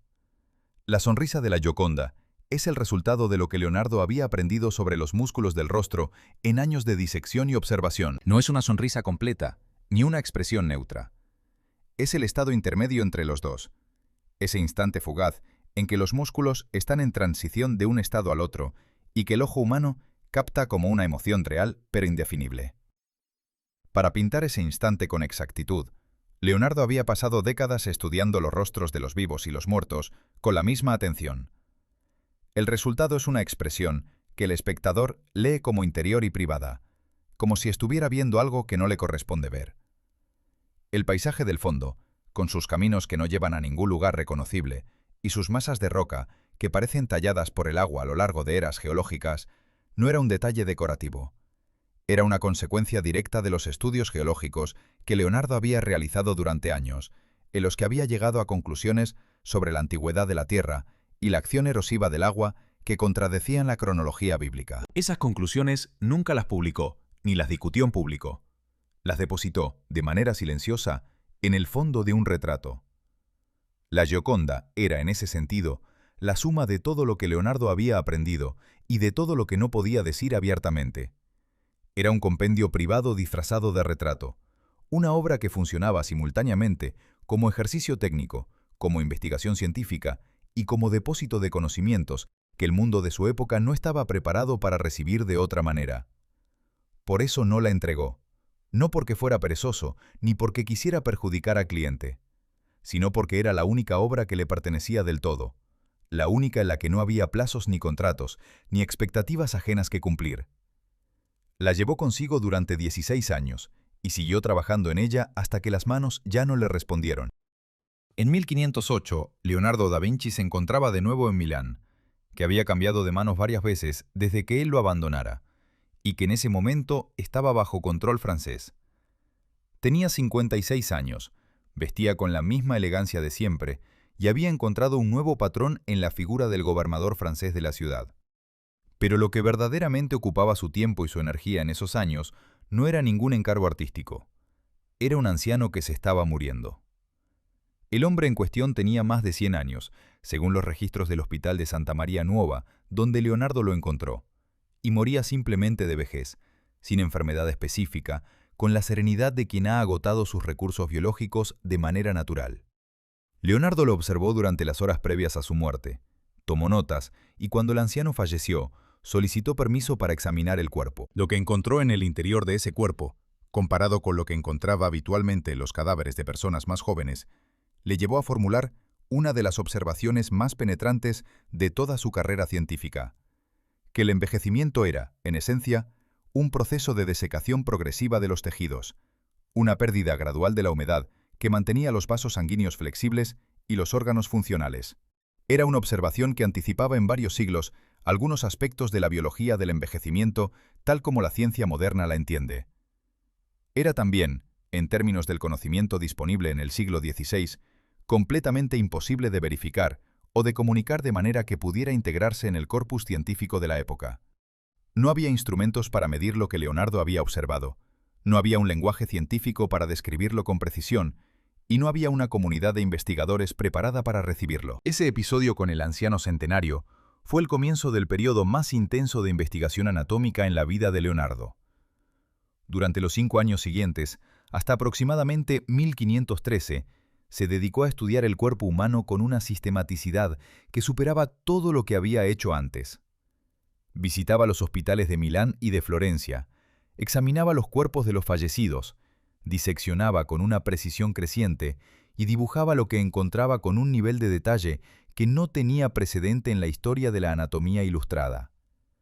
Sus dibujos de esa época representan huesos, músculos, órganos y sistemas vasculares con una exactitud que los anatomistas profesionales del siglo XVI no podían igualar. Describió con precisión el funcionamiento de las válvulas cardíacas, identificó la aorta como el vaso principal del sistema circulatorio, representó el sistema nervioso con un detalle que sus contemporáneos médicos no alcanzaban. Algunos de sus dibujos anatómicos no serían superados en precisión hasta el siglo XIX. Lo que Leonardo pretendía hacer con ese material era publicar un tratado de anatomía que combinara las ilustraciones con el texto explicativo y que fuera accesible no solo a los médicos, sino a cualquier persona culta interesada en entender cómo está construido el cuerpo humano. Era un proyecto que habría cambiado el curso de la anatomía como disciplina si hubiera llegado a completarse. No llegó a completarse. Los cuadernos de anatomía permanecieron inéditos durante el resto de su vida y durante siglos después de su muerte, guardados en colecciones privadas, dispersos por Europa, copiados parcialmente por personas que no siempre entendían lo que estaban copiando. El tratado, que podría haber sido una de las obras científicas más importantes del Renacimiento, quedó reducido a un conjunto de notas extraordinarias que el mundo no pudo leer en el momento en que habrían sido más útiles. En ese periodo, Leonardo también se acercó más que nunca a entender la circulación de la sangre, aunque sin llegar a las conclusiones que William Harvey formularía de manera definitiva un siglo más tarde. Comprendió que el corazón era el motor del sistema circulatorio, no el hígado, como sostenía la doctrina médica heredada de Galeno. Observó que las arterias y las venas formaban un sistema continuo, no dos sistemas independientes. Identificó la arteriosclerosis como consecuencia del proceso de envejecimiento que había observado en el anciano centenario. Pero sus teorías más ambiciosas, las que pretendían unificar el funcionamiento del cuerpo humano con las leyes que regían el mundo natural en su conjunto, eran también las más difíciles de sostener con rigor. La idea de que el cuerpo humano era un microcosmos que reproducía en pequeño la estructura del universo, que la circulación de la sangre era análoga al ciclo del agua en la naturaleza, y que el movimiento de los planetas obedecía a las mismas leyes que el movimiento de los músculos, era una visión poética y filosófica tanto como científica. Leonardo lo sabía, y hacia el final de su vida reconoció en sus cuadernos que muchas de esas analogías no resistían el examen riguroso. Pero seguía pensando que la búsqueda de esas correspondencias era el camino correcto, aunque los instrumentos disponibles no fueran suficientes para recorrerlo hasta el final. En 1513, el nuevo Papa León X, Giovanni de Medici, hijo del Lorenzo Magnífico que había gobernado Florencia en la juventud de Leonardo, invitó al artista a Roma. Era una oportunidad que cualquier artista de la época habría recibido como el reconocimiento supremo. Roma era en ese momento el centro de una efervescencia artística sin precedentes, con Miguel Ángel terminando la Capilla Sixtina y Rafael decorando las estancias vaticanas con frescos que estaban redefiniendo los límites de la pintura monumental. Leonardo llegó a Roma bajo la protección de Giuliano de Medici, hermano del Papa, y encontró una situación que no se parecía en nada a lo que esperaba. Los dos ayudantes alemanes que le asignaron, un espejo fabricante llamado Jorge y un instrumento que respondía al nombre de Giovanni, resultaron ser una fuente constante de problemas. Uno de ellos, según las cartas indignadas que Leonardo escribió a Giuliano de Medici, esparcía por toda Roma informes sobre los experimentos anatómicos que el artista realizaba en su estudio, presentándolos como actividades de naturaleza sospechosa. El otro dedicaba su tiempo a espiar los métodos de trabajo de Leonardo e intentaba reproducirlos para venderlos. Pero más allá de esas molestias concretas, lo que hizo que los 4 años romanos fueran un periodo de insatisfacción profunda fue algo más difícil de nombrar. Roma, con toda su grandeza y su actividad, era una ciudad donde Leonardo no encontraba el espacio mental que necesitaba. El ambiente artístico estaba dominado por Miguel Ángel y por Rafael, dos artistas 30 años más jóvenes que él y que representaban una manera de trabajar radicalmente diferente, más rápida, más monumental, menos interesada en la profundidad psicológica que había sido siempre el centro de la ambición de Leonardo. El Papa mismo le encargó una obra, y luego, al enterarse de que Leonardo había comenzado por preparar los aceites y las resinas que necesitaría para el proceso de pintura, comentó con irritación que ese hombre nunca haría nada porque se ponía a pensar en el final antes de haber empezado. La anécdota puede ser apócrifa, pero capta algo real. Leonardo y Roma no se entendían. La ciudad quería grandiosidad rápida y visible. Leonardo seguía ofreciendo profundidad lenta e invisible. Fue en ese estado de frustración y de cierto desencanto cuando llegó la carta de Francisco I de Francia. El nuevo rey francés, que había accedido al trono en 1515 con 20 años y un entusiasmo por la cultura italiana que era simultáneamente genuino y estratégico, invitó a Leonardo a instalarse en Francia bajo su protección personal. Las condiciones que ofrecía eran las que Leonardo había esperado toda su vida y que ningún patrón italiano le había dado de manera sostenida. Una residencia confortable en el castillo de Clos-Lucé, junto al castillo real de Amboise, una pensión anual generosa y, sobre todo, ninguna exigencia concreta de producción.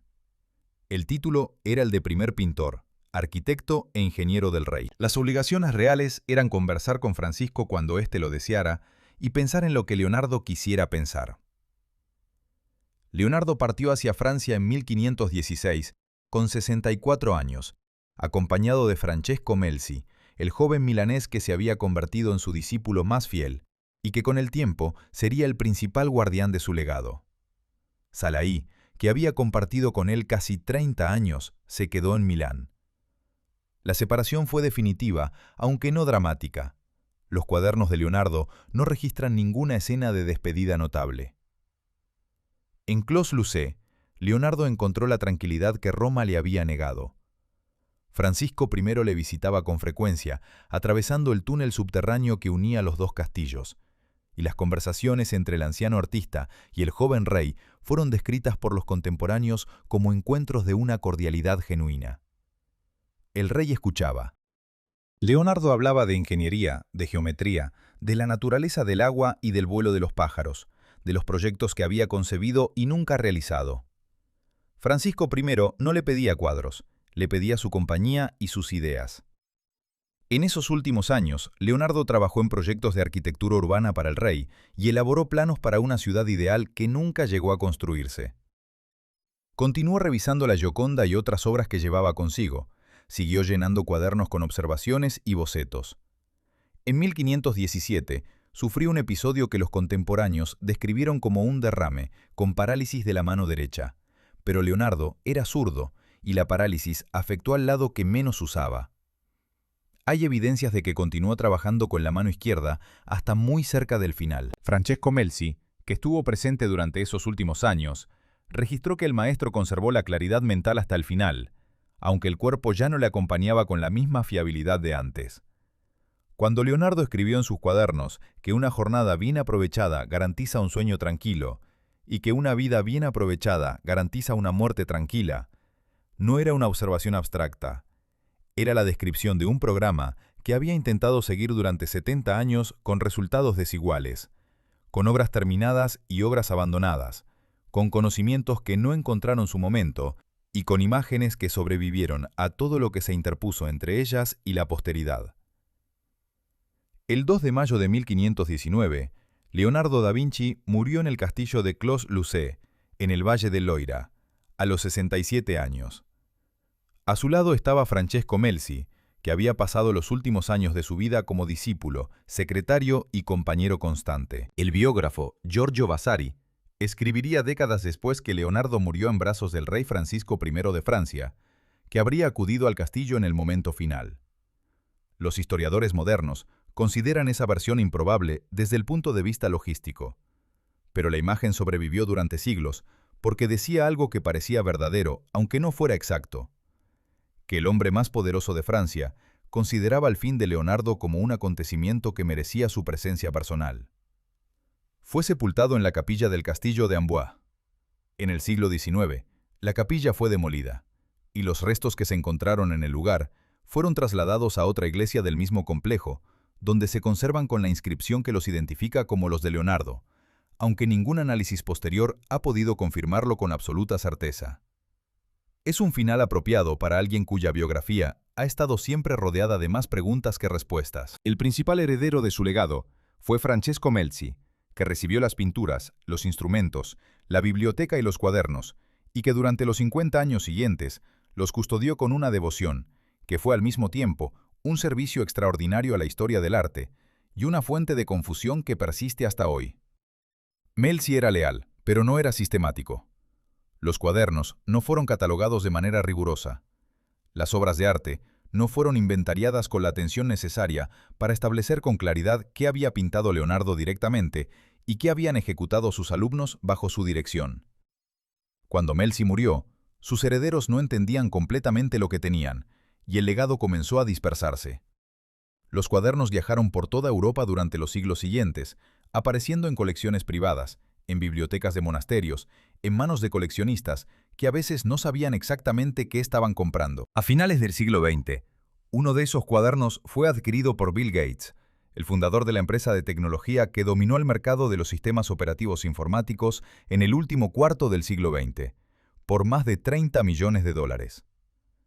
Hoy se conservan aproximadamente 7.000 páginas de manuscritos de Leonardo en diferentes colecciones del mundo, y los especialistas estiman que esa cantidad representa menos de la mitad de lo que llegó a escribir.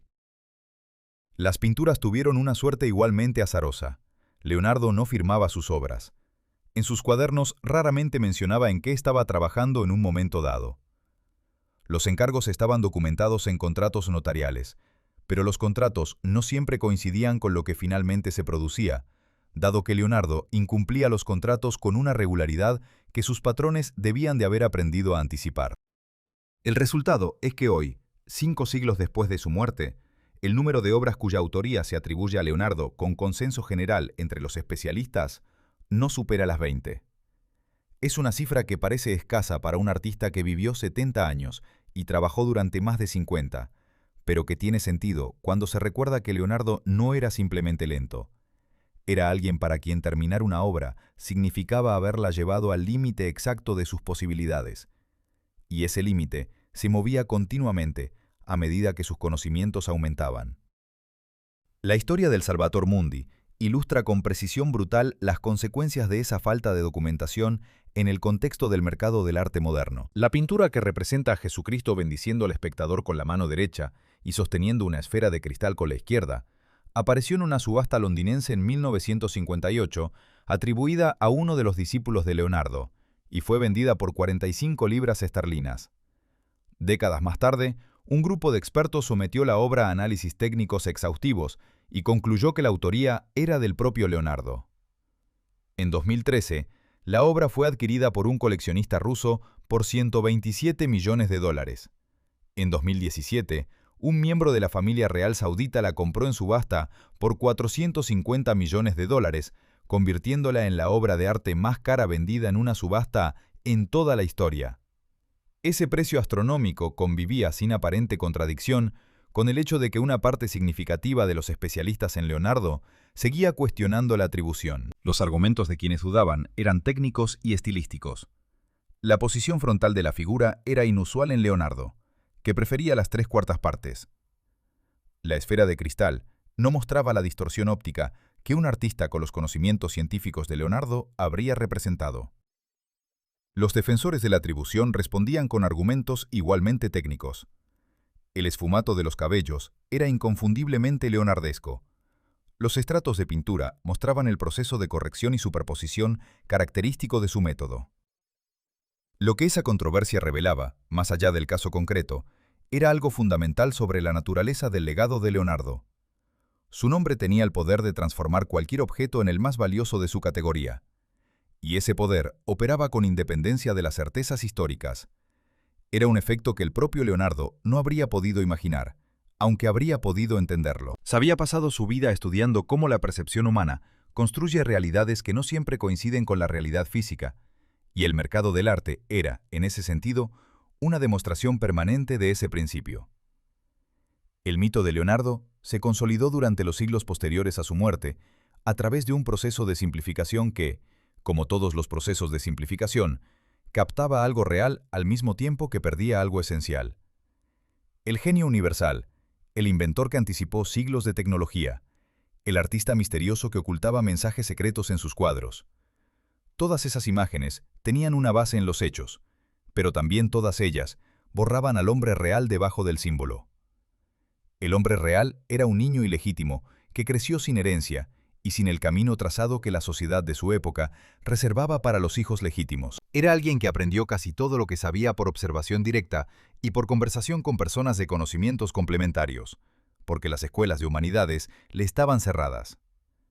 Era un artista que terminó pocas obras en comparación con sus contemporáneos y que, sin embargo, cada una de las que terminó redefinió lo que la pintura podía hacer. Era un científico sin formación científica formal, que llegó a conclusiones que los científicos formales de su época no alcanzaron, y que no pudo comunicarlas porque no tenía el lenguaje ni los instrumentos necesarios para hacerlo. Era un hombre que amó la ropa elegante, que gastó dinero en frutas y en libros, que tuvo un compañero de vida durante casi 30 años, y que se llevó consigo hasta la muerte la pintura que más amaba. Era alguien que entendía la curiosidad no como un defecto de la concentración, sino como el método más honesto de aproximarse al mundo. En sus cuadernos anotó en algún momento que quería saber por qué el cielo es azul, cómo funciona la lengua del pájaro carpintero, qué ocurre en el interior de una vena cuando el corazón late. No porque esas preguntas tuvieran una utilidad inmediata para su trabajo, sino porque eran preguntas que merecían respuesta por el simple hecho de ser posibles. La lengua del pájaro carpintero, por cierto, es 3 veces más larga que su pico. Se enrolla alrededor del interior del cráneo del animal y actúa como un amortiguador que protege el cerebro de los golpes repetitivos. Leonardo anotó ese dato en sus cuadernos, junto a decenas de otros datos igualmente minuciosos e igualmente fascinantes. No sabemos exactamente para qué lo necesitaba. Es posible que no lo necesitara para ningún propósito concreto. Pero la pregunta de si Leonardo habría producido los mismos cuadros sin ese tipo de desvíos no tiene una respuesta obvia. Porque todo en su obra sugiere que el conocimiento no se acumulaba en compartimentos estancos, sino que fluía en todas las direcciones, y que la pintura se beneficiaba de lo que la anatomía descubría, y la anatomía de lo que la geometría clarificaba, y la geometría de lo que la observación de la naturaleza revelaba. Ese modo de habitar el conocimiento, que sus contemporáneos encontraban desconcertante y que el paso del tiempo ha convertido en un emblema de la creatividad humana en su forma más libre, fue al mismo tiempo su mayor fortaleza y la razón de que tantas de sus obras quedaran incompletas. No se puede llegar a todos los lugares al mismo tiempo. No se puede saber todo antes de empezar. Y sin embargo, Leonardo lo intentó, con una tenacidad que la lista de sus fracasos no consigue oscurecer. Soy Adrián Montero, y esto ha sido la historia de Leonardo da Vinci. Si este viaje os ha parecido tan fascinante como a mí, os agradecería que lo hicierais llegar a alguien que crea que conoce ya todo sobre este hombre. Dejad vuestro me gusta y suscribíos al canal si queréis seguir explorando vidas que cambiaron el mundo.